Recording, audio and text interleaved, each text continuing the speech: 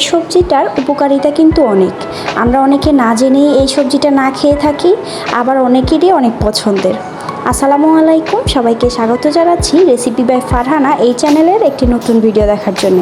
আজকে আপনাদের সাথে শেয়ার করব প্রতিদিনকার একটা সবজির রেসিপি। তো চলুন রেসিপিতে যাই।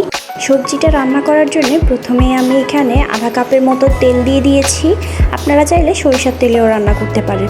তারপরে আমি আধা কাপের মতো পেঁয়াজ কুচি দিয়ে দিব এখানে। এরপরেই 1.5 চা চামচ লবণ দিয়ে দিব। আপনারা আপনাদের স্বাদ মতো লবণ দিবেন।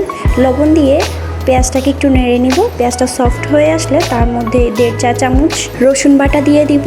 রসুন বাটা দিয়ে এটাকে আমি একটু মিক্স করে নিব। তারপরে 2 থেকে 3 মিনিট ভেজে নিব যেন এটার কাঁচা গন্ধটা চলে যায়। তারপরে এখানে আমি 1.5 চা চামচ হলুদের গুঁড়া দিয়ে দিব। 1.5 চা চামচ লাল মরিচের গুঁড়া দিয়ে দিব। গুঁড়া মশলা দিয়ে দেওয়ার পরে এটাকে তেলের সাথে একটু ভালো করে মিক্স করে নিতে হবে। তেলের মধ্যে গুঁড়া মশলাটা দিলে কি হয়, কালারটা খুব সুন্দর আসে। এখন এখানে আমি নর্মালি একটু পানি দিয়ে দিচ্ছি মশলাটাকে আরেকটু বেশি সময় ধরে কষানোর জন্যে। এরপরে এখানে আমি কচুর মুখি অথবা কচুর গাটি যে যাই বলুন না কেন তা দিয়ে দিব। প্রায় 500 গ্রামের মতো কচুর মুখি আর আলু আছে এখানে। কচুমুখী বা কচুর ছড়া অথবা কচুর গাটি যাই বলুন না কেন, এই খাবারটা কিন্তু অনেক পুষ্টি সমৃদ্ধ। কচুর গাটিতে ফাইবারের পরিমাণ কিন্তু অনেক বেশি। এই কচুর গাটি খেলে কিন্তু খাবার হজমে অনেক সহজ হয়। এটাকে আমি তেলের সাথে কিছুক্ষণ নেড়ে চেড়ে ঢাকনা দিয়ে ভালো করে কষিয়ে নিব। কচুর সবজিটা পানি ছাড়া শুধু তেলের উপরে যদি একটু বেশি করে কষিয়ে নেওয়া হয় তাহলে গলা চুলকানোর কোনো সম্ভাবনা থাকে না।